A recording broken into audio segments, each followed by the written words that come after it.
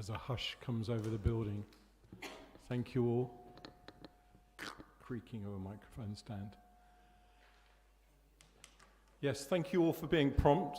We are live to the world on YouTube from 7 o'clock onwards, so we're eager to be able to keep it. Yeah, the world. Whether the world will tune in, we'll find out later, but the world.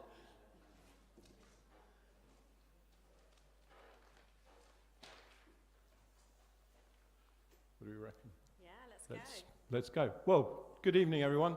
Can I say a big thank you to all of you for coming tonight, and for those of you that may well be online, hi too. This is not a unique in Bournemouth Town Council again tonight, because it seems that there are two other wards that are also doing it. But we might just be the first one off, and I'd like to first start by thanking all of the candidates for attending tonight, and more so the layout for tonight. I don't know whether you've seen it, and hopefully we won't be burdened with any gremlins tonight, but the guys that have done this and set it up is quite incredible, I think. And we'll thank them again at the end to make sure. But there are some important bits, and I'm going to do kind of like an air steward bit now, in terms of there is no fire bell due to ring tonight, so if you do hear the fire alarm go off, there are exits here, through that door there and out through the kitchen, and where my good friend Sean is standing over there waving his hand at you, through that door too. Please leave in an orderly fashion and try not to run me over as you're trying to get out too. So no drill tonight. Toilets, should any of you need them, they are through that door and down towards the kitchen too. So he says, now having to resort to putting his glasses on now. Tonight, what's tonight about? It's about a hustings, so the chance for you to be able to talk, well, to hear what the candidates standing for Southbourne and Tuckton Ward are about. It's very much timed, and it is important that we do run to time, and I'm very conscious I'm probably overdoing my time already. So without further ado, my co-host tonight, Abigail McMullen, is here to be able to take things forward, and I'll hand over to Abigail. Lovely, thanks Chris. And thank you to everyone for coming. So many familiar faces here tonight. Oh, sorry, you see, straight away I'm off the mic, aren't I? Is that better? Thank you so much.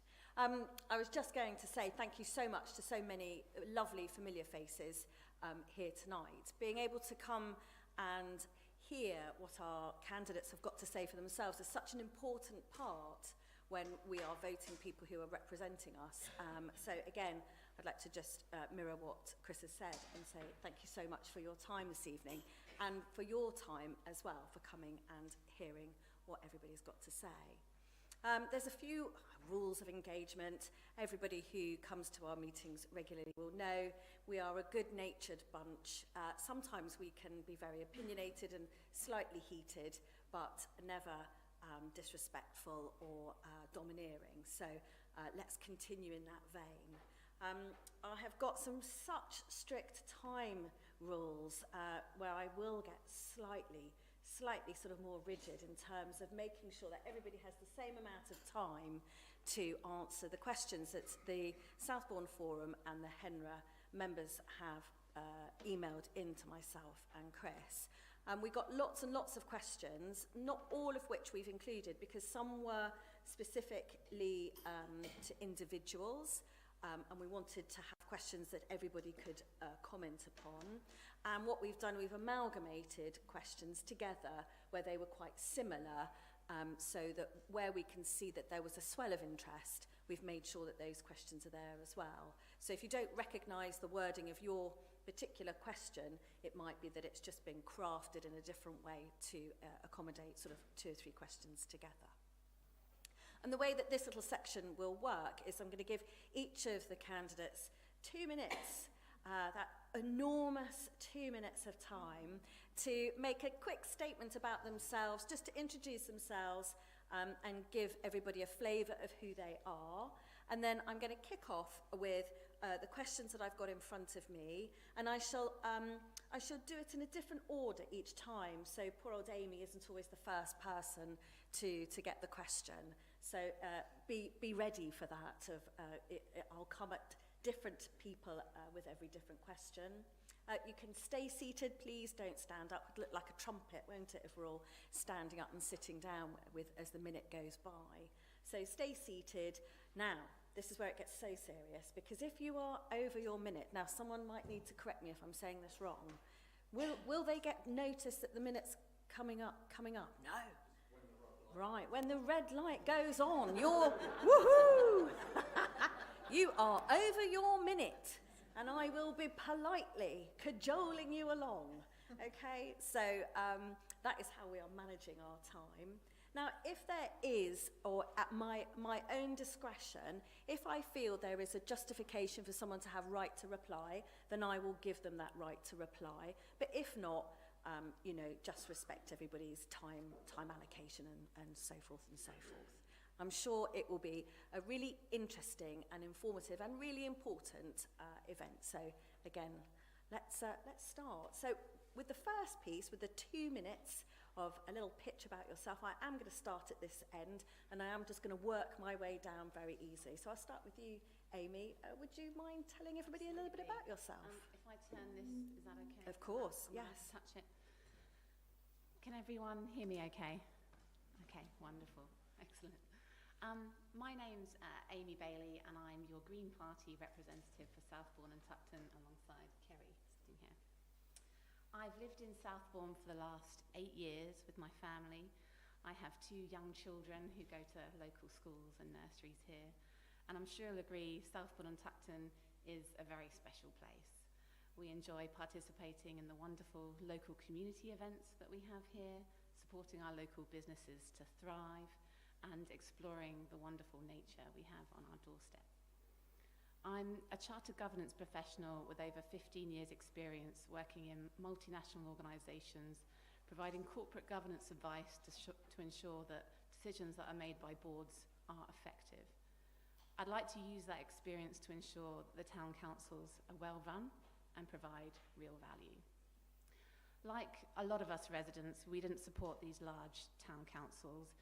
The Green Party supported smaller community councils where residents requested it. But now they're here, we need to make sure that they're effective and well run. We also want to ensure that they're not a duplicate of the BCP Council, with the same people making the same decisions and potentially conflicted from representing Southbourne and Tupton effectively. Green Party members bring transparency, we bring independence and real local input on decisions so that we can ensure residents are listened to and their views followed. I'm so proud to be a part of this community, and I'm looking forward to working with all of you for the benefit of the community, both for now and for future generations. Thank you.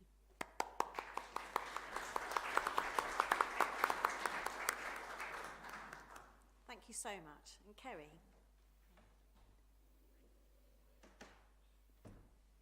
Hello, I'm Kerry, and I have been living in Southbourne since 2000, which doesn't seem possible, but it is. It's come very quickly.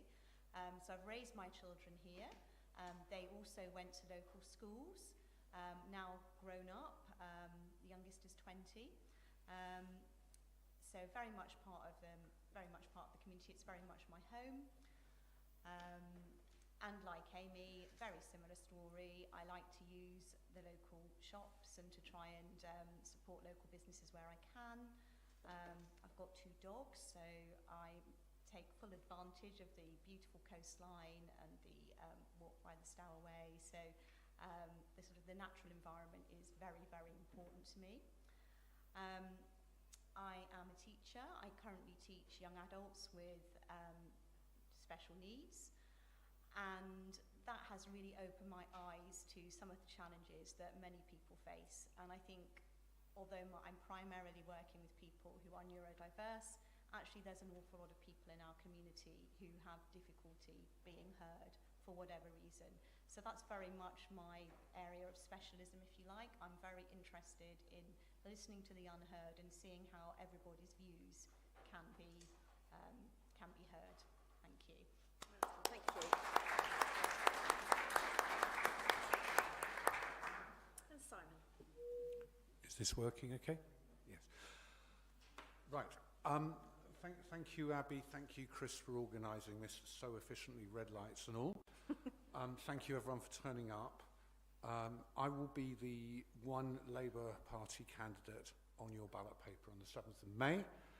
And I, by way of introduction, I have lived in Bournemouth and Dorset since 1982. I've actually lived in Southbourne for just over 20 years. And I retired a few years back. Some of you I knew in that role as head teacher at Christchurch Junior School. And I feel with all those local connections and experience, I do have a clear picture of the strengths and advantages, but also the needs of this community. A little story for you. When I agreed to stand as a candidate a few weeks back, almost the first thing that happened was the disappointing news that BCP, the Liberal Democrat-controlled BCP, had withdrawn its commitment to fund the improvements at Folkestone Station. So Tom Hayes, our MP, ever the optimist, contacted me and said, I want you, he said this to all the candidates in Bournemouth East, I want you to write to the Minister of Transport, I want you to really convey to them how strong the feeling is from what you're hearing when you're canvassing about the need for these improvements.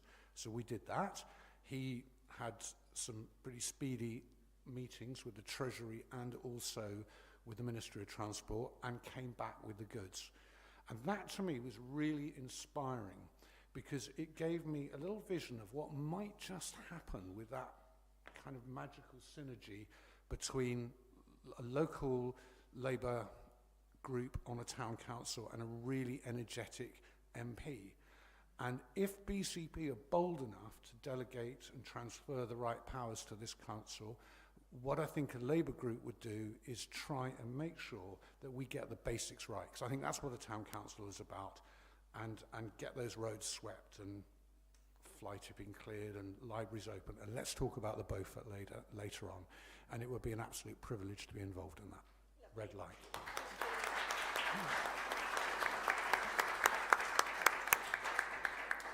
The first of the red light has been administered. and Jeff. Thank you. Jeff Hanna, and I am a BCP councillor at present, and the sign in front of me says that I'm a Liberal Democrat, and I've got to admit that I'm extremely grateful to the Liberal Democrat Party for producing some quality leaflets for Bernadette and myself, which hopefully you've received. So put the microphone. Is the mic working? That's it. There you go. Does this work now? Yeah, that's better. Should I start again? Yeah, you can do. Okay. As I was saying, Jeff Hanna, a BCP councillor at present. As a sign in front of me says, a Liberal Democrat, and extremely grateful to the Liberal Democrat Party for some quality literature, which hopefully you've received and describes a bit about Bernadette and myself, and a very nice map that says some of the things that we've been doing in the area. But I'm not asking you to vote Liberal Democrat. I'm asking you to vote for the people that you think will be the best town councillors and do the right things for the area. Some simple things that got me into politics were lampposts that need painting, that BCP can't afford to paint, Beaufort Play Park, which needs serious renovation, and we've got a bit of money to improve it, but BCP has estimated £10 million needed to improve all play parks across the area, and BCP doesn't have that money. We're trying to find 38 million to sort out what's known as the SEND problem. You may or may not know about that. And an issue with Beaufort Community Centre, where we are sad to see that it has been closed by the trustees. We need that supported. I believe the town council can help with that. And we need it to provide for young people as well who are causing difficulties in the area and need positive things to do and a place to go. That's the kind of thing that makes me want to stand as a town councillor for Southbourne. Thank you. Lovely, thank you.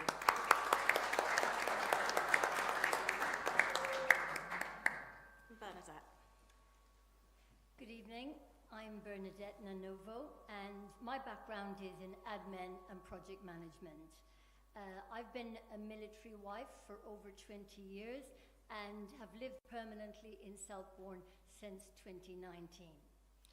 Since May 2023, I have worked with my Lib Dem colleagues to bring our community together as a BCP councillor and deliver real results. We helped establish Friends of Seafield Gardens and the Southbourne Wick and Tuckton Action Group, because strong community groups give residents a louder voice and the power to get things done. Through these groups and others already active, we've secured £92,000 in grant funding for Southbourne and Tuckton. And looking ahead to a town council, my priorities are clear. I will continue supporting our excellent local groups, including organisations like Hingesbury Head Outdoors, where we helped secure a 99-year lease. I will back every effort to clean up our water because it's vital to the future of a seaside town. And I will prioritise youth services which are badly needed. I will also work with residents seeking better disabled access to the beach.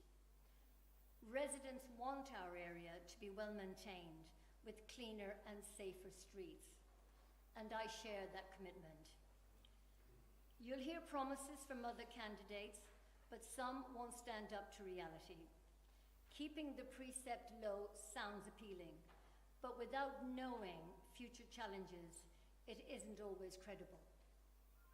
If the choice is between losing vital services like public toilets or Tuckton Library, or paying a small amount more each year, I would choose to protect services. Many here know me from the monthly Henry meetings, and I want to be clear, Jeff Hanna has helped me on the toughest issues, including the effort to protect Solent Meads Golf. A vote for Jeff Hanna and I is a vote for a strong team, experienced voices who will stand up for our community and ensure that your voices are heard on the Town Council. Lovely. Thank you very much.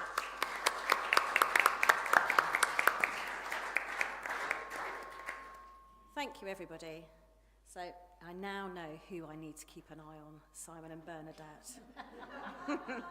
The Iron Fist will be here. Okay, so this is, it's going to be, that 2 minutes actually felt like quite a long time. So I want you to feel like you can answer the questions fully, but the next the next section is a minute each. And as I said, I will be, with each question that comes, everybody will get a chance to answer the same question, and I won't just always go from this end. I will mix it up, and I've got a little list here to make sure I keep on track with that as well.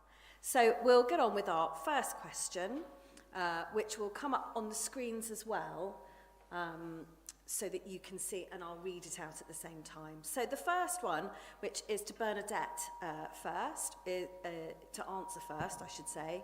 Why do you want to be a town councillor representing our area? As a BCP councillor, it's often been frustrating that there isn't enough funding for the nice-to-haves. In particular, the lampposts, because that is a big issue, believe it or not, and street cleaning. And I know with the precept from the town council, some money will be ring-fenced for our area. And I think it's a good opportunity for us, for the new town councillors, to work together and get the nice-to-haves done. Mm-hmm. Lovely, thank you very much. And Jeff? The answer is I'm stupid enough to be in my 23rd year as a councillor, having served in London boroughs before coming to the Bournemouth area. I'm also stupid enough to have served on the working party that set up town councils. And I think I've got a responsibility to try to help make sure they are successful under those circumstances and that they really do meet local needs and bring the experience that I have to that process. Thank you. Lovely. And Simon? Okay, I can actually say that I have been a town councillor elsewhere, in Blandford, many years ago, admittedly. And I think town councils are indeed, I would totally agree with these two, about improving the public spaces, which are often very visible and have quite an effect on morale in an area and how it feels about itself.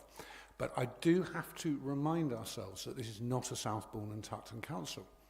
We were consulted on that, but it isn't. It's a council for Bournemouth. And one of its key priorities is going to have to be addressing all the concerns about the town centre.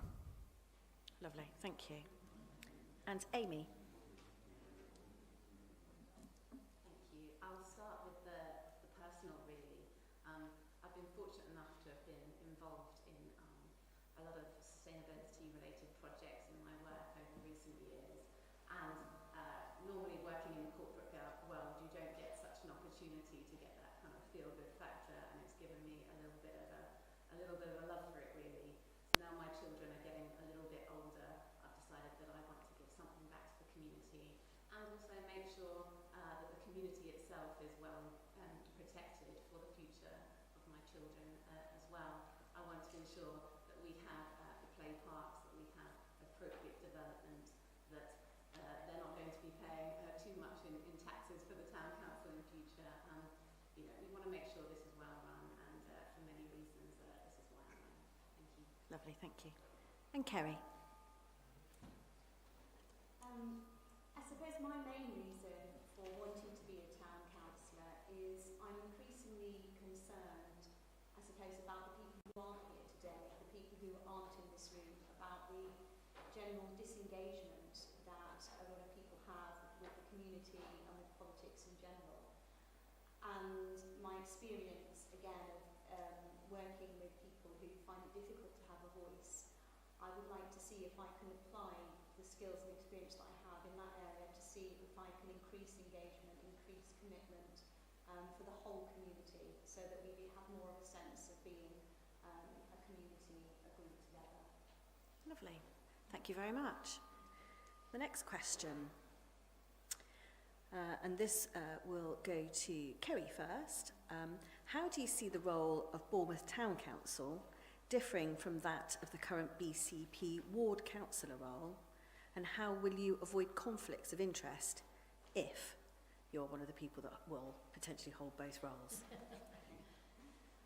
Well, the first, the second part of that question is the easy one to answer, because I'm not a BCP Ward Councillor, so that obviously wouldn't be an issue for me.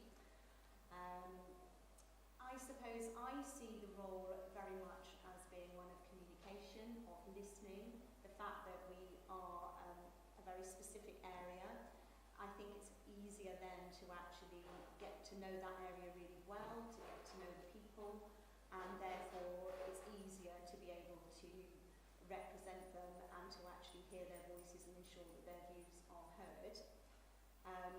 So I think it's almost like being the eyes and ears of the council in many ways, because we can feed in a way that someone who's part of a bigger body can't.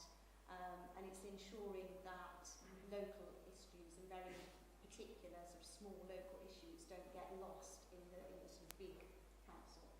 Well done, thank you very much. And Bernadette?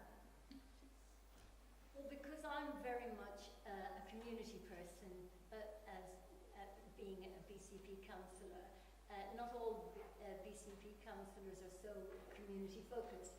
I don't think it'll be a massive big difference for me. There will be, additional meetings to attend, but I think I can continue what I've been doing in the local area with the community groups as a town councillor as well. So I think they'll overlap a little bit for me, and I don't see any conflict of interest in holding both roles. Okay. And Jeff? It's two different areas of responsibility. The BCP Council looks after the major issues, things like children's services, adult social care, waste, highways and so on, and the statutory services. Being a town councillor, it's looking after the smaller things, but the important things that make an area worth living in.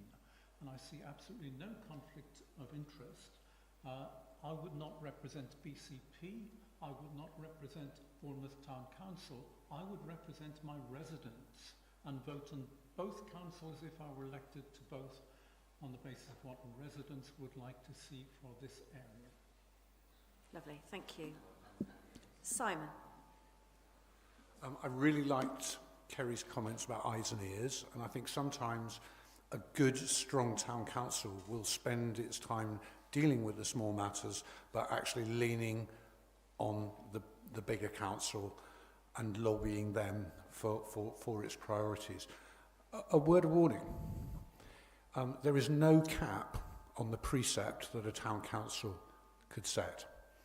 In the event of this being a Liberal Democrat controlled town council with a Liberal Democrat BCP, that could be a very, very handy situation, and you could be seeing a very high precept. Lovely, thank you. And Amy. So I am not a BCP councillor either. I agree with Simon. There is a concern about the fact that the town councils have no limit on the precept and the conflicts of interest. The scenarios in which we might see it would be if there were to be assets that were transferred from BCP council to the town council, and then the town council effectively sort of raises taxes excessively or raises the precept excessively in order to run those. We also wouldn't necessarily have effective decision making if the same people making the decision to transfer the assets were also the same people accepting that decision, and ultimately we want our town council to have a say in those dues as well if it's derived from the town council. Lovely, thank you. Jeff, did I get a nod that you'd like a right to reply about Please. Yeah, okay. Just very briefly to say that there is a control on raising the precept. It's a democratic control, and any councillor who voted for an unreasonable increase in precept could expect not to be a councillor for very long. Okay, thank you very much. Thank you all. Okay, the next question. Did you support the creation of a town council, and what do you see as its core duties and benefits? And this is going to Amy first. As I mentioned in my opening statements, I didn't support a large town council as constituted. We in the Green Party supported smaller community councils where requested by residents. But unfortunately we have it and we have to make sure that it's well run. When it comes to core duties, we'd expect it to look after allotments, support community events, potentially run certain assets in the same way that the Christchurch Town Council support the splash park. But ultimately it's a bit unclear at the moment as to what services are going to be transferred from BCP Council to the Town Council. So time will tell what we're going to be responsible for if we get elected. Thank you. And Kerry, same question to you. I have to confess, I was completely unaware that a town council was actually going to be formed in the first place. So it was all sort of a surprise to me. And so I heard about it through the Green Party, and I knew that it wasn't something that the party as a whole was in favour of. Having said that, I do see it as an opportunity for greater engagement and for potentially being a bit more democratic. If we can get people like discussing at a local level, I think people can engage with local issues in a much more meaningful way than national and larger issues, because that can just be very daunting. So I see the core duties as very much like Amy has said. I think looking at things within our local environment that we can actually look at, sort of our green spaces, our sort of physical environment within the confines of our ward, and actually looking at how we can make those as accessible and for everyone. Well done. And Bernadette. So is it me? To Bernadette. Yeah. I did support a Bournemouth Town Council, and I think even though we live in a lovely part of Bournemouth, we are not an island. What happens in Charminster or Winton or Townsend affects us all, and it's an opportunity with the said precept to work with these other town councillors and make Bournemouth better for everyone, including the town centre. Lovely, thank you very much. Thank you. Jeff? I did support it, and very much because I could see that there were a lot of local improvements that people would like to see in this area and other parts of Bournemouth that BCP Council simply will not be providing because it doesn't have the money. It's got serious financial issues. And I've given a key example, which is Beaufort Play Park. We need £10 million to improve all of the play parks in the area. BCP Council did manage to identify 4 million, and that's good. But I know it's not going to identify the other 6 million. Our play park needs 100,000 spent on it, according to officers. The new Bournemouth Town Council will have a budget of £2 million, and I hope that some of that will come our way. Thank you. Lovely. And finally, Simon, same question. No, I didn't support it. Out of interest, show of hands, how many people responded to the online consultation? Oh, quite a few. Well, you'll be glad to know that our area was the most supportive of it, with only 74% of us against. So that's where I stand on that. I think the core duties will be defined by what BCP, what powers BCP transfer.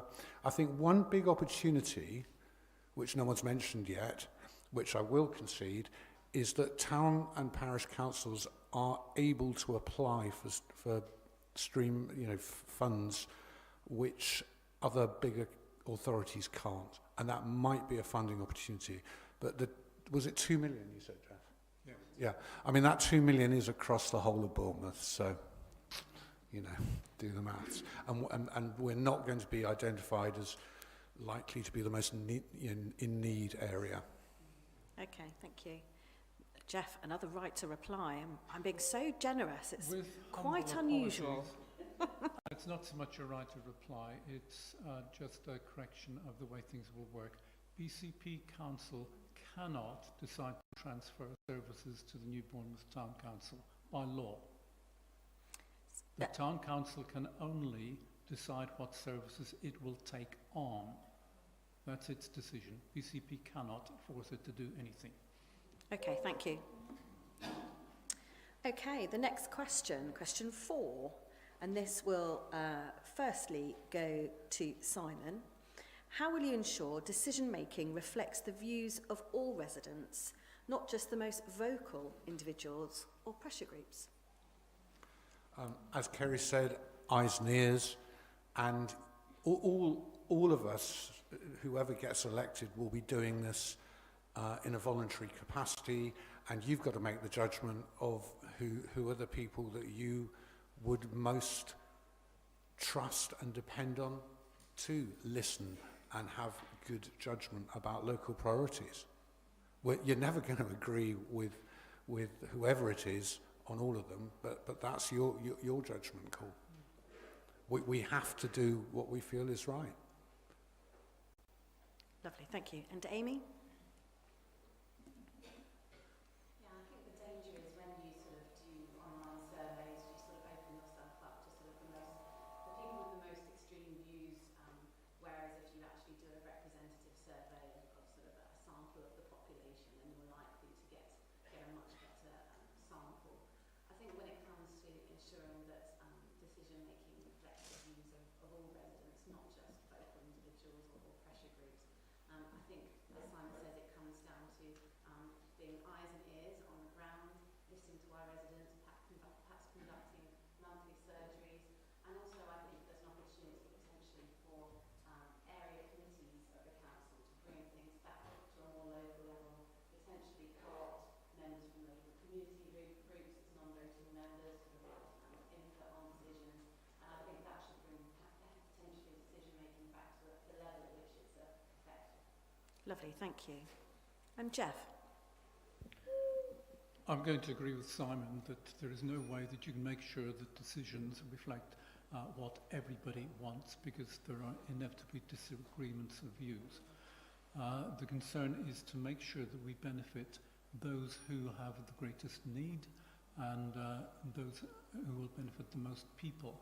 And that, I've got to say, again, like Simon, we've got to consider other parts of Bournemouth, and not just Bournemouth Town Centre. There are areas of need in Kingston and other parts of Bournemouth as well that the Town Council will have to consider and should do so in a proper way.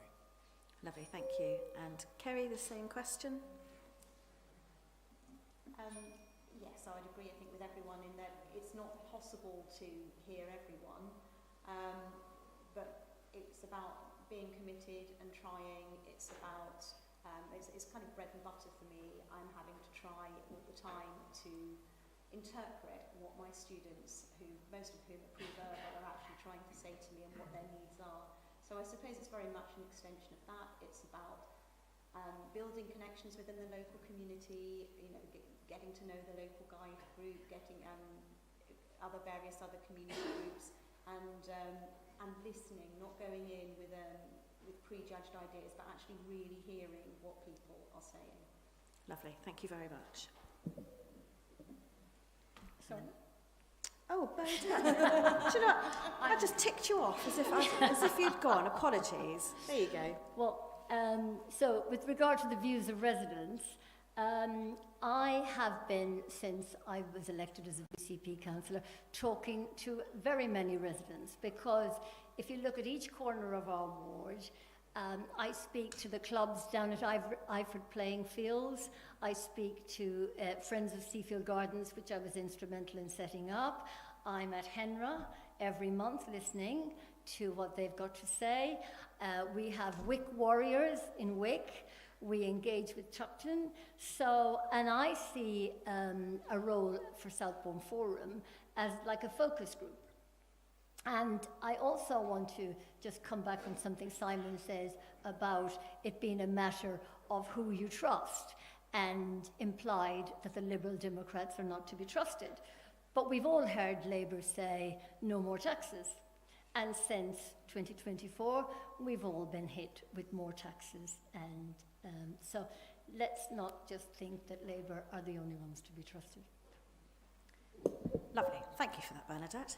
I should have said this beforehand, but if people have got their phones, can they just make sure that they're switched off or on silent? I can hear some phones pinging as we go. So if you haven't already, can you just double check your phones for me? That would be great. Okay, so the next question, question 5. What is your position on referendums and public consultations? Should outcomes always be binding regardless of the turnout? And I'm going to go to Bernadette with that first.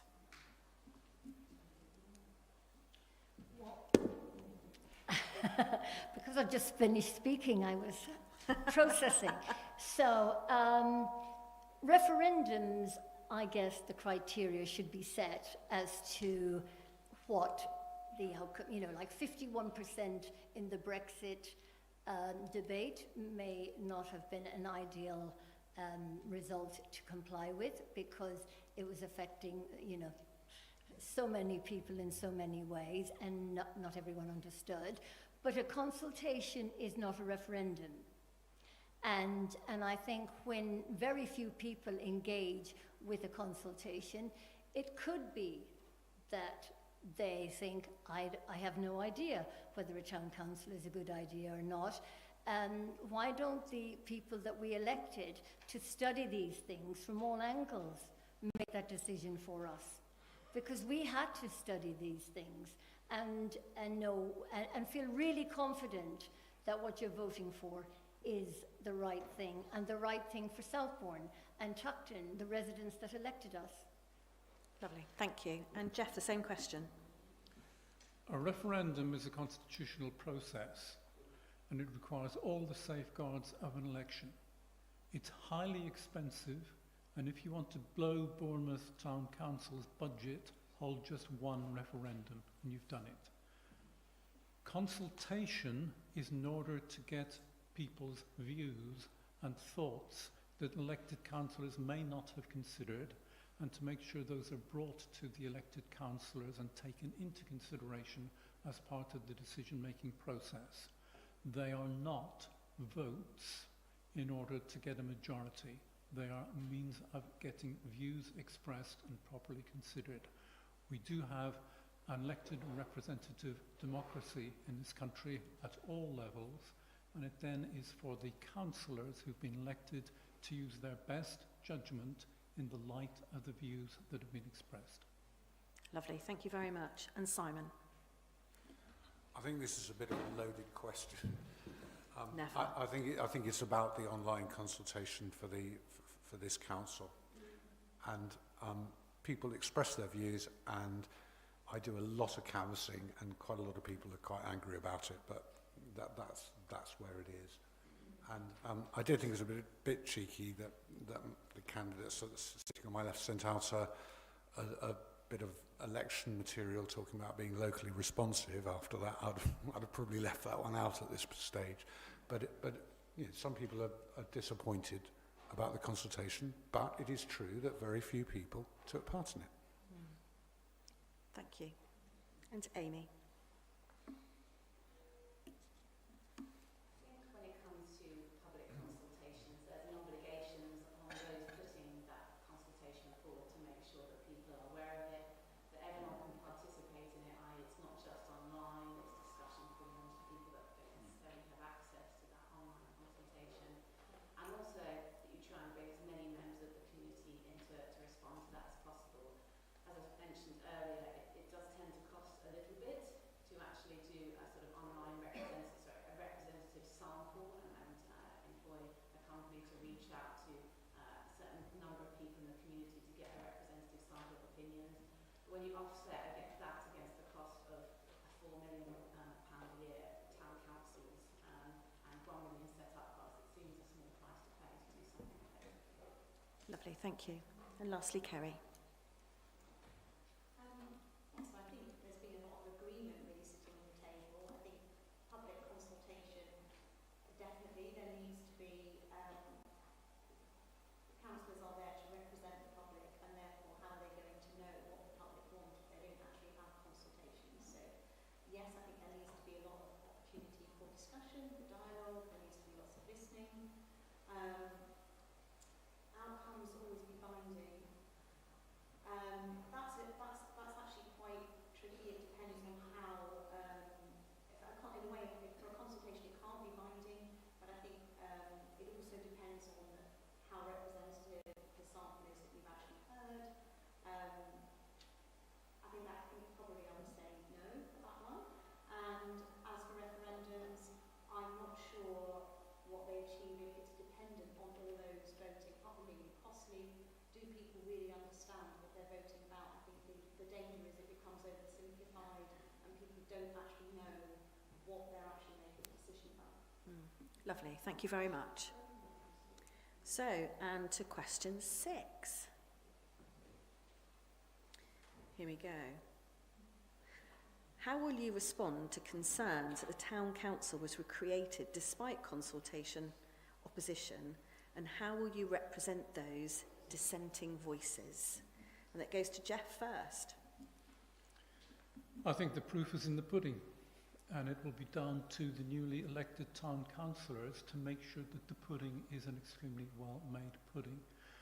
And the first thing I would like to see the town council doing is inviting residents from right across the Bournemouth area to express suggestions as to things they would like to see improved in their local area that the town council could get on and do.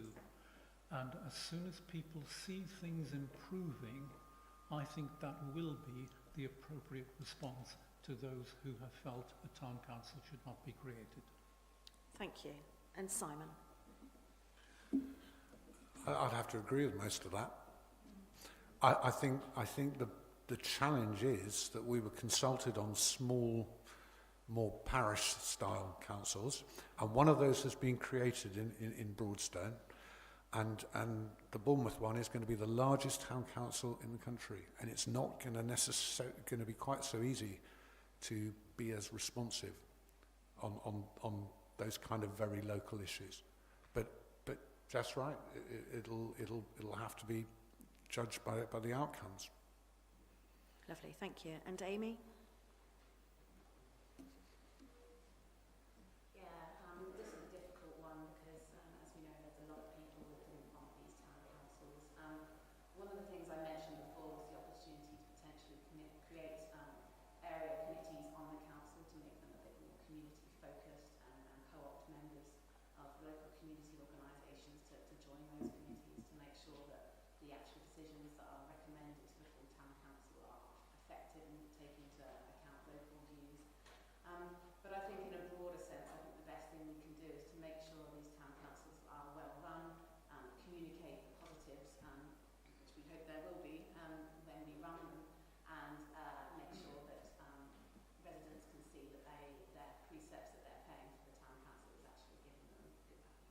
Lovely, thank you very much. And Kerry.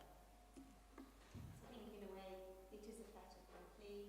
The town council is going to happen, so therefore to make it effective, it's looking again, I seem to be like repeating myself, but it's all down, I think, to communication, making sure that people are listened to, and that, as the other candidates have said, actually looking at the outcomes and what are, and I suppose there needs to be some kind of built-in assessment, some kind of means of judging, you know, is there some review, some evaluation built into it so that we can actually see and evaluate whether it is making progress and whether it is benefiting the local residents as it should be. Lovely, thank you. And finally, Bernadette.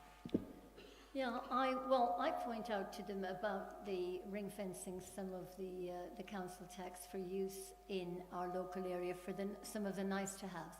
People don't realise that the money that goes in to Bournemouth Town Council, your council tax, is eaten up first of all with statutory services. So there's very little left for the nice to haves. And as adult social care, children's services, and the SEND deficit and the interest on that gets, it eats up more money, then we could be in a situation where absolutely very little is spent on the nice to haves.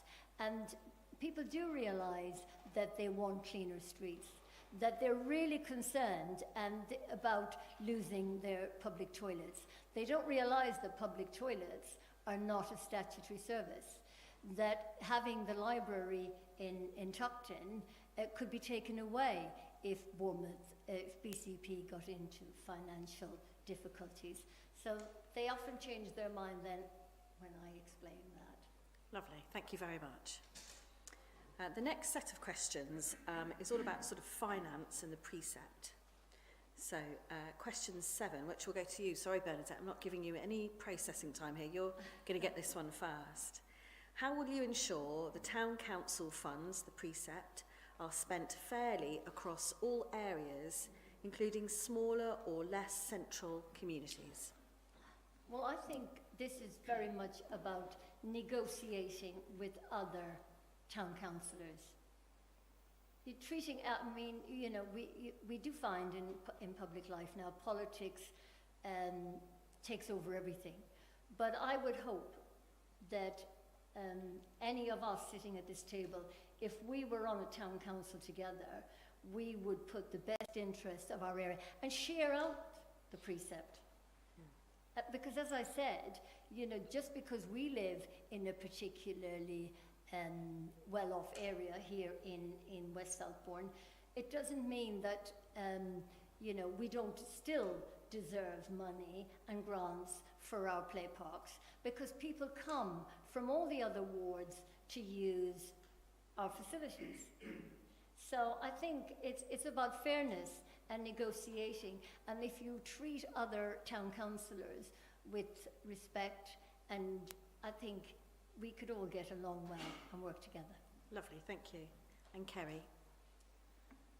Yeah, I think it's a really difficult question actually, because what is fair, and different people are going to have a very different understanding about what fair is. And I suppose I would really echo what Bernadette has said. I suppose the only way is for honest councillors with great integrity, for people to listen and to visit different, if there is a discussion about play parks, maybe actually go and visit and have a look and see what facility is it here, what facility is across the road. It's that kind of, to actually look at it at grassroots level and see and get a feeling that way. Lovely, thank you. And Simon? If the person who set that question is here or online, that's a really smart question, because I think it gets to the absolute heart of what would be the biggest challenge for this council, because we will not have the same kind of statutory guidance about what our priorities should be, and yet we're going to have to arrive at an action plan. And it's the biggest parish in the UK now. Lovely. I think there's been some mismanagement of the red light there, Colin. Sorry about that, Simon. I'm getting the message here.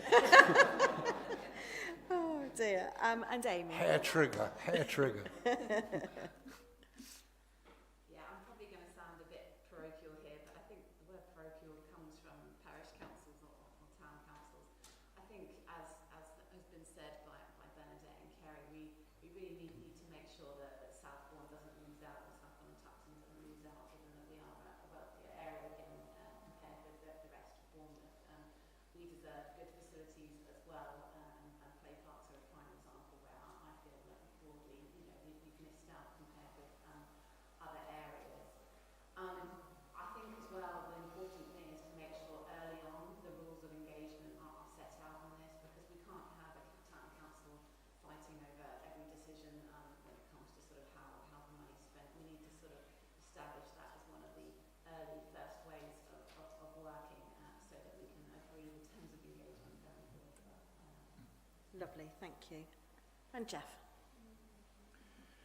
If I'm elected, I'll obviously be representing the needs of this area, but I've already indicated knowledge of needs of other areas as well, and I will be taking those into consideration in voting for whatever is being offered. Sorry, thank you. What would concern me seriously is if we got to a stage where there was party politics and party groups and little caucuses being arranged within the town council to try to set up certain areas benefiting as distinct from other areas. I would like to think that party politics can be kept right out of it, that we would forget what parties we happen to be members of, and we would get on and do the job as town councillors, looking at the needs of the area as a whole and making balanced decisions.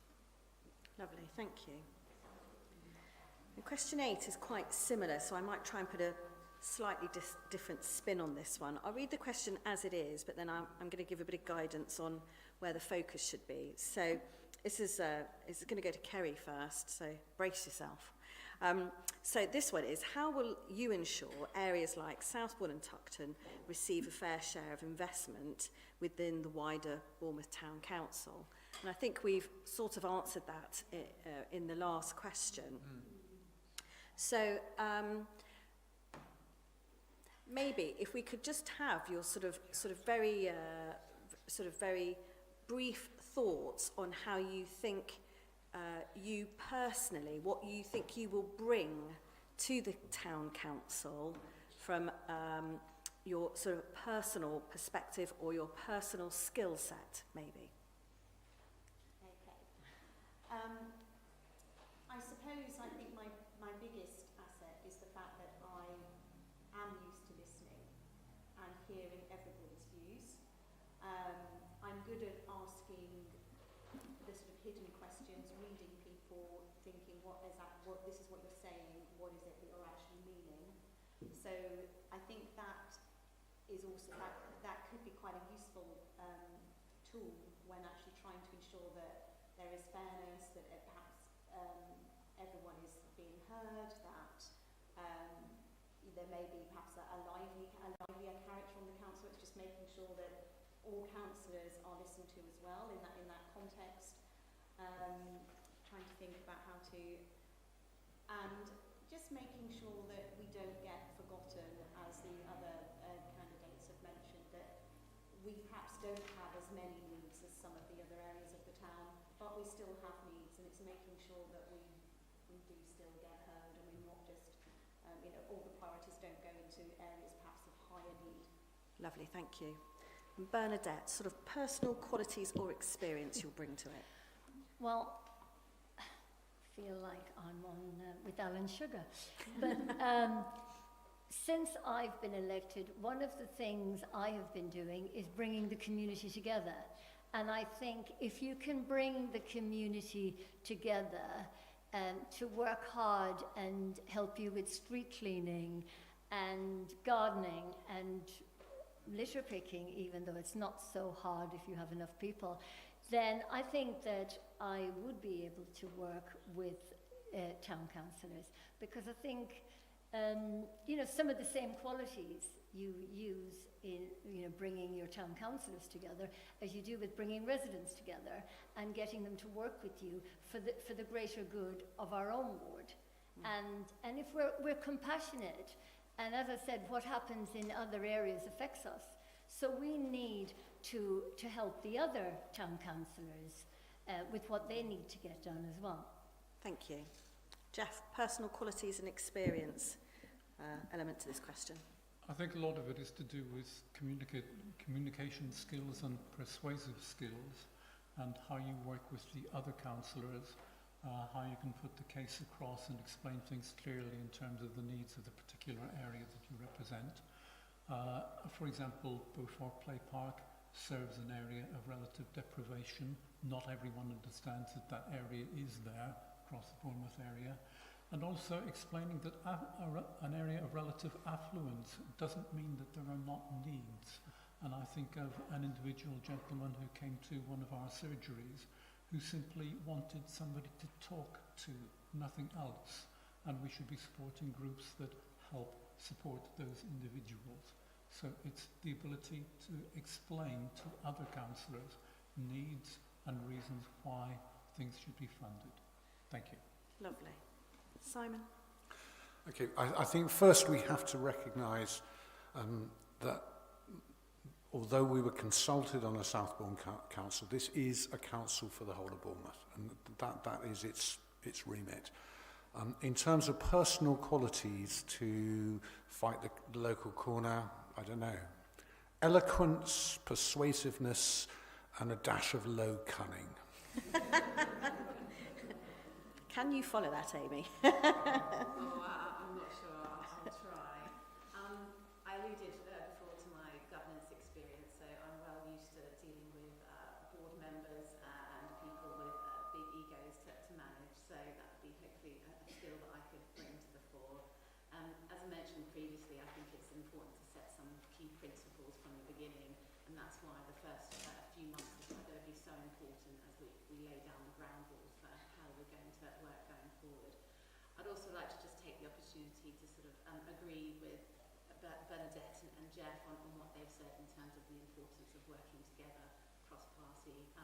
Whilst we both want more green people to be represented on the town council, we're not doing this for the sake of, you know, just the Green Party itself. We want to work with others for the benefit of our council.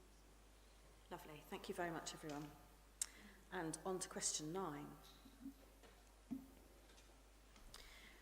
Do you support the recent increases to the council tax of 6.7%?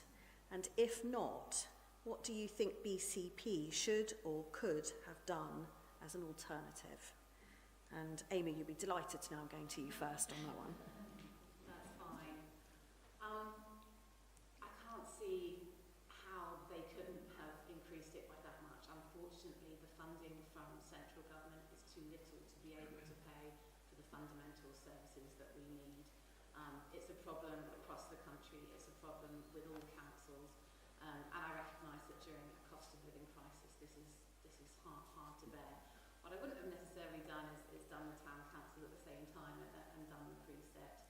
And what I would add is that the Green Party put forward an amendment to the budget whereby we suggested that there were ring-fenced funds used from lead member payments in order to pay for external investigations into council failures, or alleged council failures, I suspect, say, like the Future Places scandal.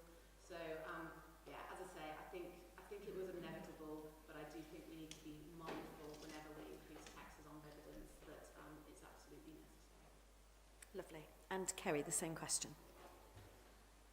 And basically echo what Amy says. Sadly, I don't think there is much choice, particularly I work obviously in education, and we're seeing budgets slashed, and we're seeing organisations like mine are struggling to meet statutory obligations. So if we want people to be educated, if we want to have social services, etc., if we want to have roads that aren't full of potholes, we are going to have to pay for it, and that, as Amy said, is really tough at a time when people are already feeling the pinch. My hope would be that a robust council that actually provides good services would actually be able to support those members of the community that are struggling the most through the services that they provide and sort of compensate for the taxes by the services that they are providing.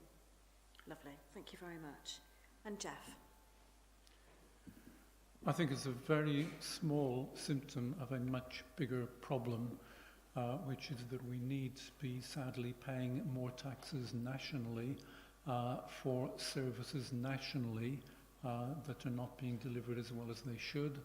And that even comes to the level of international concerns where we need to pay more taxes in order to improve the defence of the country. That's not what the town council is about, but that's the answer to the question. It's just a very small case of, sadly, we do need to pay more. The critical thing also is we need the system to be fairer, and we do need to review the way in which different categories of people pay according to what they can afford. Lovely, thank you. And Simon? Well, it's the old one about people in the UK wanting Scandinavian levels of services and American levels of taxation. And the longer that goes on, the more we find it's not easily done. I'm going to defer to the two BCP councillors on this insofar as I don't understand enough about the BCP budget. I don't envy what they inherited, and I think that's tricky. I think they have had a good support from central government over, I don't know if you're aware about the SEND deficit that's almost, but not entirely, being wiped out, and hopefully that's going to help. But no, I'm not going to. There is an absent friend from the table, by the way. There is also another candidate for Reform UK who's not been able to attend tonight, and they would argue that you know they'd cut waste, but I don't see a lot of waste in local councils here or anywhere else. I think it's a tough one. Lovely. And Bernadette? Yeah, I did support it because there was no other option except to cut services.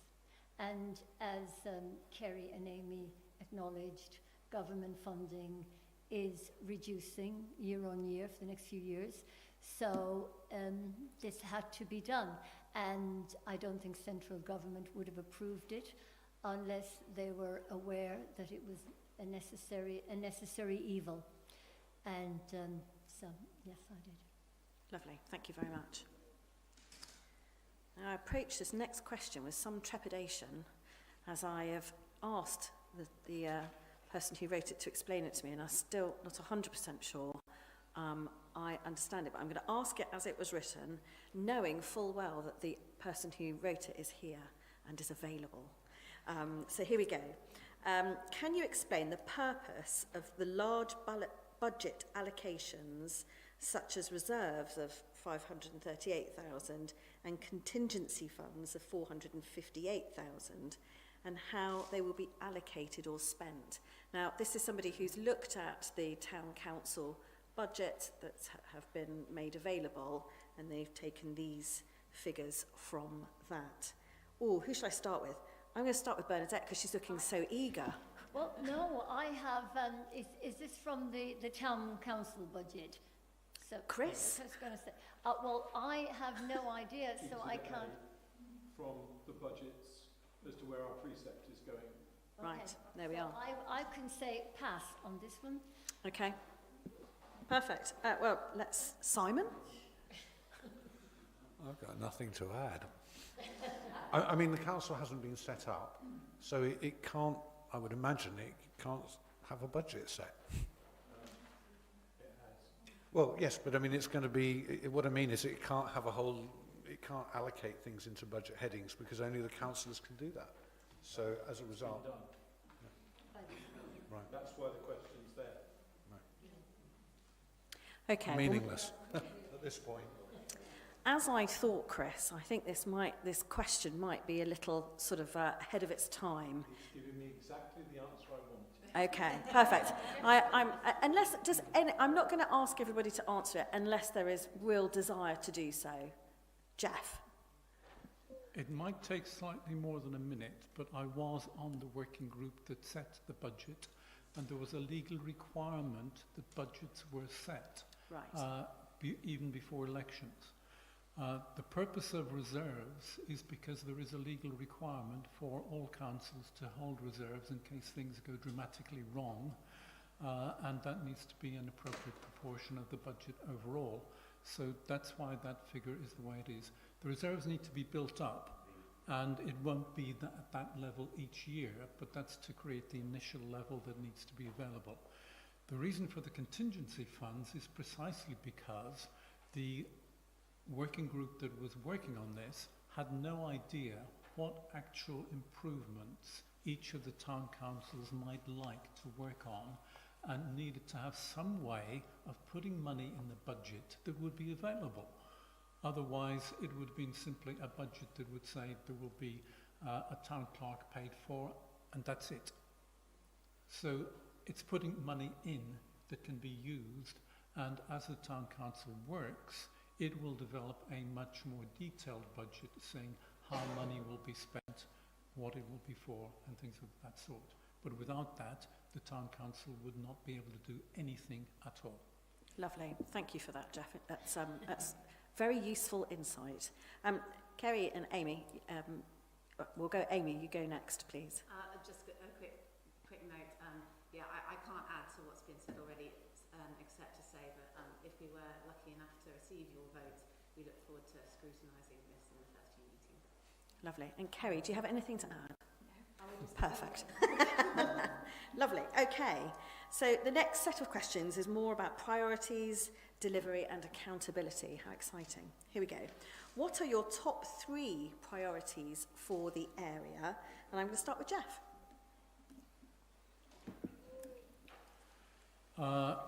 Beaufort Play Park, believe it or not. Beaufort Community Centre number 2. And number 3, a proper consultation with all residents on what other improvements they would like to see for the area. Lovely. Thank you very much. Simon. Beaufort Community Centre.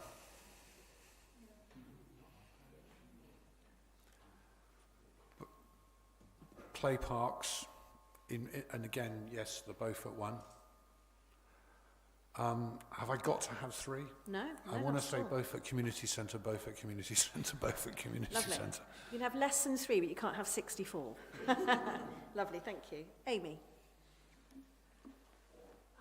Yes, you're going to hear Beaufort Community Centre a lot tonight, and I'm one of the parents affected, so I'm familiar with the issues there, and I think we should be pushing for it to be a top priority.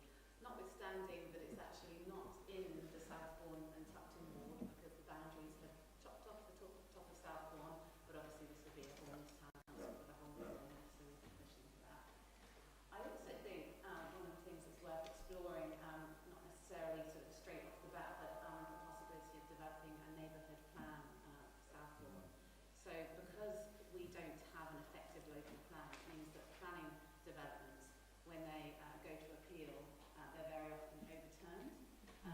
The local plan was recently rejected this year, so it's going to be at least another 2.5–3 years before BCP as a whole have a local plan. And in that time, I think it might be worth Southbourne and Tupton developing a neighbourhood plan, which would have to, as a town council, we need statutory consultees, and all developments have to follow that plan unless there are strong reasons not to. Lovely, thank you very much. And Kerry. So for me, inclusion is always my number 1 priority. I'd like to look at our environment and see how it can be made more inclusive. You know, is our signage inclusive? Are our shops and facilities easily accessible? So that would be my number 1 priority. My second is to actually look at the natural environment, and I think we could do things that maybe wouldn't cost money. It's a little bit like Bernadette was saying. We could look to how groups could work together to share our green spaces, to have working parties working on sort of the different areas of like Flip-Flop and various green spaces, and looking at how we can get communities working together. I'd love to see, could we get nursing home grants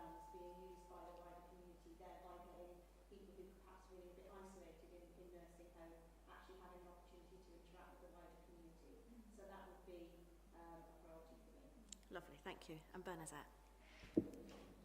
Right. One of the priorities, as far as I'm concerned, is continuing to support our community groups. And this affects everything that everyone else has said, including the Beaufort Community Centre. The community infrastructure levy grants will be coming to the town council. And so through those grants, we can help the community.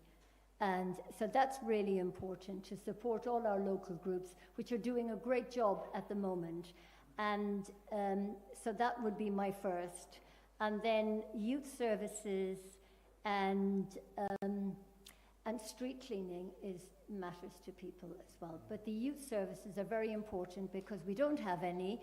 And one of the major problems we have is antisocial behaviour. Young youth, I won't call them children, causing havoc when they're on school holidays. And people really are upset about this. And the Hengistbury Head residents know about this, all too often in the summer holidays. Lovely. Thank you very much. Okay, next question. And this first one will go to you, Jeff. How should residents measure your success after 1 year? What clear, tangible outcomes would you commit to? I don't think I can, because it's a democratic process and it's a town council, it's not an individual councillor council. And even in BCP, I get frustrated that as a BCP councillor, I cannot make a single decision. I can only contribute to the voting process. So I don't think I can answer that, other than the extent to which I do genuinely represent the needs of the area when it comes to meetings, when it comes to putting the case. Lovely. Thank you. Bernadette? For me, as a ward councillor, as a BCP ward councillor, I like to be able to make a list of all the things that we've achieved in our ward. And you'll have seen them in our literature. Defibs in Wake, helping the new play equipment in Seafield Gardens. Again, that was BCP grants and community fundraising. Equipment for Tuckton Library. So you can quantify. So I would hope that we'll have more of the same. But it's hard to say right now because we don't really know. But I do want to continue supporting the groups, and through the groups, we will be able to, say what we've achieved after a year. But it's hard to say, in now advance. in Yep. advance. Simon? What they say. Again, I think you're The being council- bullied. I don't stand a chance here with the hair trigger man over there. The council is going to have to set itself a plan for its first year. Ideally for its first 4 years. Simple as that, and be judged by that. Lovely. Amy? Yeah, whilst I agree that it's hard to come back with clear, tangible outcomes, I love the question because it's important to hold your town councillors to account on this. I agree with Simon. I think we need to come back and ensure that we have a plan for the first year. I think we should have also sort of agreed rules of engagement for the precept allocation and established ways of working with our community which works for community and residents, so that when I do come back, or if we were lucky to be elected, if we do come back after the first year to you, you'd be able to sort of voice your opinions on how the first year has gone, and we'd be able to take that back. Lovely. And Kerry? Okay, I'm not sure how tangible this would be, but I would like to see an improvement in communication so that people know what's going on and they actually know what's happened. And I would like to just feel that people have more ownership of what's going on. I think there can be a remoteness, a detachment, and I would like there to be a sense that people feel more in control, more involved, and have a greater understanding of those decisions that are being made on their behalf. I know that's not very tangible, but that's what I would like to see. Lovely, thank you very much. Okay, question 13. This is going to go to Kerry first. I'm sorry, I'm doing a lot of last to speak, first to speak, aren't I? Apologies for that. How will you engage residents in deciding spending and priorities on an ongoing basis? I would basically be taking a leaf out of Bernadette's book. I think the best way is to actually be actively involved in the community, and that way you get to see firsthand what's been going on. I play with a local band, I'm involved with local churches, so I do have my finger in a few pies anyway, but it would be, I have noted that Bernadette is very good at going around and visiting different community groups, because I've sometimes met her at them. So it would be actually to follow that model, to actually make sure I continue and extend the engagement with the community that I already have, but it would also be actually looking at perhaps there are groups that I'm not going to at the moment that I would need to go to ensure that their voices are being heard too. Lovely, thank you. And with that, to Bernadette. Well, this is a little bit like another question we had earlier about all the community groups and engaging with them. And I did, as I said earlier, we considered and discussed maybe Southbourne Forum could be a lead focus group. And we find that Henra is an exception, but a lot of people don't come out to meetings. So I think this would have to be done online. And maybe set up some kind of a quarterly residence online forum, perhaps, where people could engage. Because, as I say, there are people who are not engaging because they're not on social media. And with the best will in the world, even though I'm part of church as well, and I'm out there, there are still some people that we're probably not reaching. And it would be lovely if we could reach everybody. Lovely, thank you very much. And Jeff? Oh. We've got 5 people sitting at the front table who are extremely strange people in wanting to get involved in this at all. You are extremely strange people in coming to this meeting. The majority of people don't do that. And yes, there is a real issue in how we engage residents. I know, for example, that a lot of the beautiful leaflets that we distribute go fairly rapidly into the recycling bin, and they may or may not have been read. I also know that there are people on Facebook, but they're on Facebook for very different reasons than finding out what's going on in the local area in this kind of sense. So engagement is difficult, but I think that the town council should be looking at communications very early on, should be looking to set up its own website, its own Facebook group, and should be working with the Echo in order to publicise things. It can't, unfortunately. I think budget would prevent it from circulating newsletters door to door as frequently as one might want. But I think it's communication that is critical in engaging residents. Lovely, thank you. The same question to Simon. I think there's a role for Henra and for Southbourne Forum, but again, as Jeff said, the people who attend those are not the whole range of the whole community.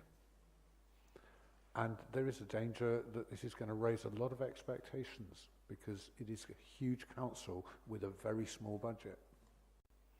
But I think that's all you can do is consult, listen, have various forums at which people can put forward their priorities, and then, as Jeff said earlier, whoever is lucky enough to get elected to this voluntary role will then be accountable at the next election after that. Lovely, thank you. And to Amy. I agree with a lot of what's already been said. I think the idea of quarterly forums so that people can express their opinions in person is an excellent idea. A website and online communications is great, but not everyone obviously has a chance to see those. And as I mentioned earlier, I think the idea of co-opting some of our community groups Southbourne onto certain area committees would help to provide a local view on sort of priorities for the area, and I would expect other areas might be interested in setting up similar committees and to report back to the town council. Thank you. Lovely. Thank you very much, everyone. Okay. The next couple of questions are about local identity and sort of community balance. And this one says, how will you represent and protect the identity and needs of specific areas like Southbourne within the larger town council structure? And I think the panel have spoken quite a bit about kind of, it's a very large council, but if you could just say a few words on, I think the essence of this question is about the sort of protecting the identity and the specific sort of needs of Southbourne, and if you can maybe comment on those, that would be really useful. And we'll go to you first, Amy. So apologies if I sound a bit repetitive. One of the things I've been discussing with other Green Party members is the idea of having area committees. Given that we have such a large town council, the possibility of looking at specific needs of specific areas is quite limited. Whereas if we have area committees, for example, like Southbourne and Tufton, then we could have local community groups co-opted onto that committee to feed in proposals then to the town council and provide recommendations. And I feel that would be a way to sort of protect the identity of the local community and the needs of our residents. Lovely, thank you. And Kerry? Basically echo what Amy says. It's having these local groups, involving them, listening, and just being involved with the community. I think then you naturally, some of that identity will naturally then rub off on the representatives themselves. If the more involved you are, the more hands-on, then the more you become that community and the more you represent it. Lovely, thank you. And Bernadette? I think the groups we have at the moment in East Southbourne and Tufton and Wick and Hingesbury Head are all working really well. So I think that we probably need more community groups in the West Southbourne area around Beaufort, so that all areas of Southbourne are looked after. And because people have a very, very clear identity. Even the people in Wick, they don't like you to say, well, they don't want us to be just Southbourne and Tufton. That's why we had to call our community group Southbourne, Wick and Tufton Action Group. So, and somebody said we should have put in Hingesbury Head, but it didn't work. We wanted to be the SWAT team. So I think all of our areas, they just need to be represented and listened to, and they all have different needs. Okay, thank you. And Jeff? I think it's representing the different groups that are in the area, making sure that we're in touch with them, making sure that we're representing their views. I think it's representing the different focal points, and I would include in that Southbourne Grove, making sure that it retains its character. I would include in that, at Bernadette's advice, Tufton and Wick. And I would also be looking at the particular character of the area in terms of the environment, the cliff top, the beach, the Hingesbury Head area, all of which are wonderful assets, and we would want to make sure that those are properly protected. Lovely, thank you. And Simon? Something that's been mentioned earlier by Amy is the idea of having a neighbourhood plan. It's a huge piece of work, but it is entirely designed to determine and develop and protect the identity of a specific area. It needs very hard-working volunteers to do it. I've been urging this for some years. We discussed it in Southbourne Forum, and not enough people at that point stood up for it. But I think that would be the most important thing, and it could even be a neighbourhood plan that went beyond Southbourne and into Tuxton. Whether it would go as far as Wick, whoa! I'm worried about Wicksit after what you said. Lovely, thank you very much. And question 15. And this one will go to Jeff first. What are your thoughts regarding the boundary changes that affect the Southbourne ward? Well, it's my ward that lost a polling district, so I must admit I wasn't too happy about that.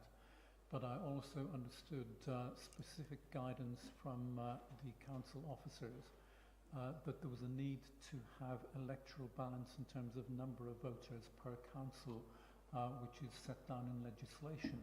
And he did his best to try to ensure that things were fairly distributed across the whole Bournemouth area. There were a couple of other interesting bits, interesting in inverted commas, but the critical thing is that's to do with elections. Once we are elected, we represent the area as a whole, and I would certainly still, as I mentioned, be considering Beaufort Play Park, community centre, even though they technically would not be within the Southbourne Tuckton ward for the town council, but our residents use those. So to me, boundaries are not to do with where priorities are or what people can go to and enjoy. They're simply to get people elected in the first instance, who will then make balanced decisions on the needs as a whole. Lovely, thank you. And Simon? Well, as just said, it's been created for the sake of this election, and it's a town council. I can't add to that, sorry. That's all right, thank you very much. Amy? Yes, it's frustrating the boundaries that have been set, and I was disappointed to see the top of Southbourne cut up, particularly the allotments, because I feel that they're such a fundamental part of the sort of Southbourne community. But as everyone said, this is essentially a requirement because of the way the Democratic Services team had to work it out in terms of number of residents.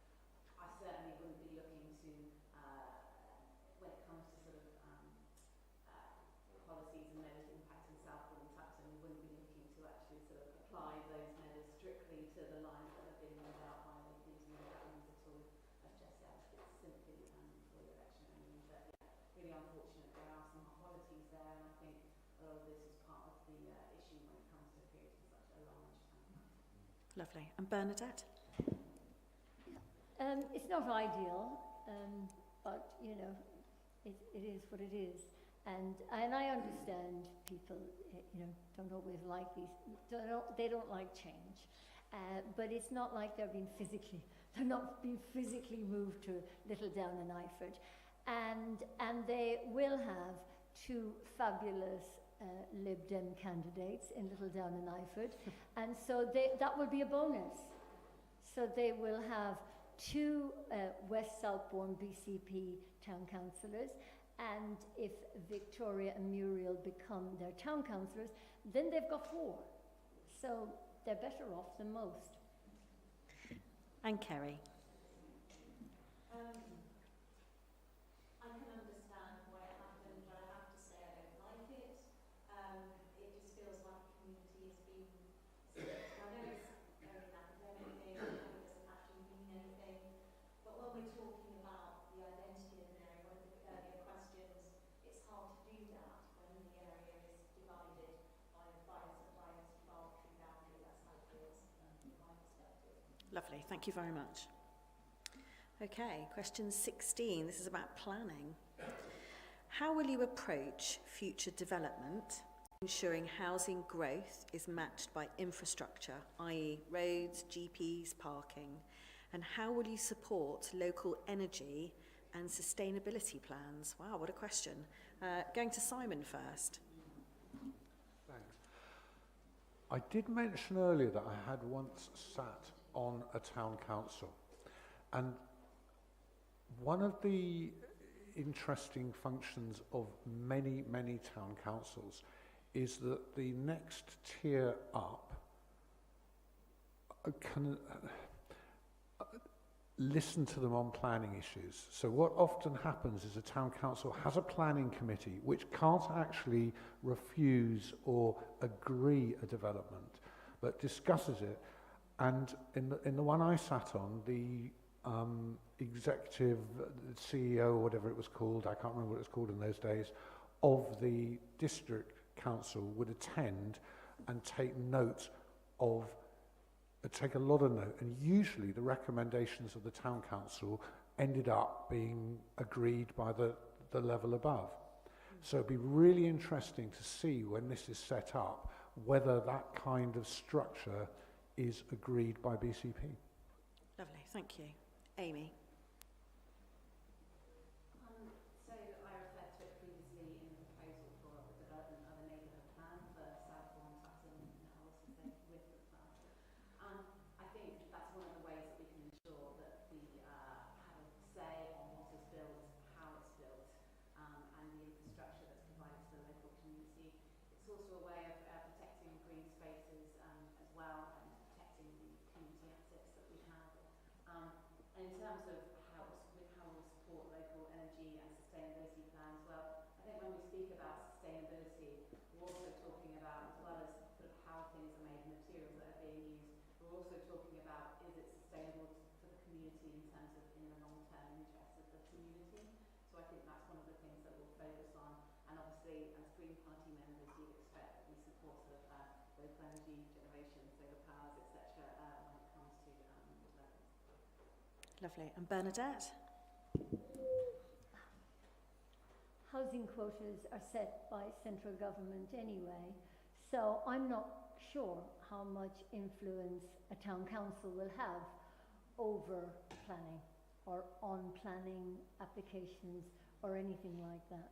So, but really, that's all I have to say on that one. Okay. Kerry? To echo again what Amy has said, that a neighbourhood plan will be absolutely crucial to this, and I think even if it's overruled by higher levels of government, I think starting with the plan, that gives us at least a bargaining chip and something to argue with, which puts us in a stronger position. And as for sustainability, that has to be a priority for all of us at every level. That's no surprise me saying that as the Green candidate. We need to look at how homes are heated, how that can be done sustainably. We need to look at transport, because we cannot sustain the current transport and energy systems that we have at the moment. So we are looking to heat pumps, solar panels, cycle routes, and we are not doing anything like enough in those areas. Lovely, thank you. And Jeff? I was consulted as one of the ward councillors by council officers when it came to putting together the BCP local plan. I was very pleased that the planning team accepted readily that this area is actually pretty well developed and there aren't opportunities for major developments in the area. There is simply what's called opportunity development, where a house or a couple of houses side by side are sold and they might be converted into a block of flats.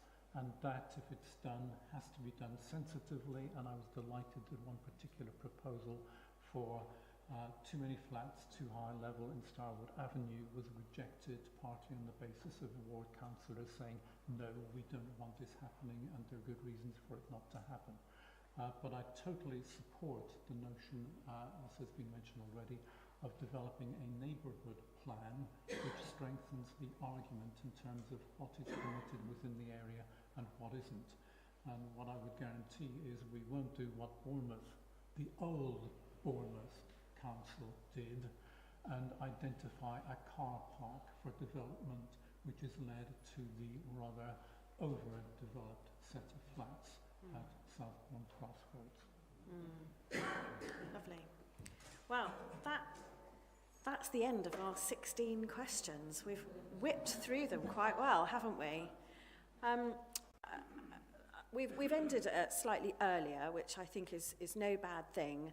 And I would like to say thank you to all of you for taking your own time to come and speak to us and talk to us about your thoughts and your plans and why you want to come and represent us on the Town Council. So it's very much appreciated. I'd also like to thank Chris for his efforts in setting this up, and Colin for the good management of the red light and the microphones, David in the corner, making sure that we don't sound like... But mostly to the wonderful community that is Southbourne, Wick, Tuckton, because we are incredibly lucky that we are so very engaged in so many community groups, and having a voice, one voice, is a very powerful thing. So really, it's thanks to you here for being so engaged and so interested in the town council elections as they come up, regardless of whether you wanted them in the first place. They're here, and I think it's a really good thing that we've heard people tonight to know them a bit better before we go and vote. So thank you very much.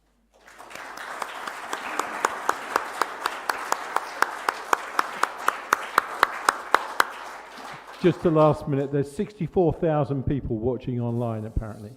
Oh, sorry, have I put too many noughts on it? Was that 6.5? No. 64, but even that's a result. Yeah, wonderful, lovely. Thank you to everyone, and the technology's worked brilliantly.